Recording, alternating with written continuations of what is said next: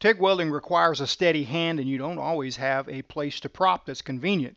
But if you've got a TIG finger in your pocket, you've got a prop in your pocket. You can prop right next to the weld, right on the hot metal. You can hang in there for a really long time without ever even feeling any heat.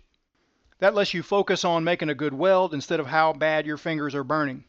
Maybe you can relate to this. I know I can. I've hung in there too long when things are going well, trying to finish a weld and not make an extra tie-in to make the weld looking good, and I wind up with a bad burn on my knuckle or whatever finger I'm propping on just because I didn't want to stop. I don't wear a TIG finger for every single job I do, but it gives me a lot of options. Some welds get really hot really quick, like aluminum. If you know, you know. Whether you're up overhead, out of position, or on the bench, it's going to help you hold a steady hand, especially on small bore pipe.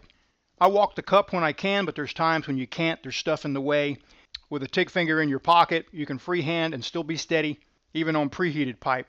Imagine trying to prop on a 5F aluminum test like this without a TIG finger, just with your bare glove. After half an inch, it would be so hot you wouldn't be able to do it. With a TIG finger, you can make the whole run, not ever get hot. If you've got a 6G pipe test in your future, you'd like to have a TIG finger in your pocket. There are certain root pass techniques that work better without any side-to-side motion, and that happens easier with a TIG finger than it does walking the cup. Just another option. On long runs of aluminum, you can drag that TIG finger right next to the weld.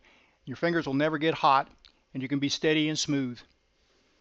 TIG finger comes in a regular size as well as an XL size for people with big fingers, or you can slip 2 fingers in it for added protection on those really hot jobs.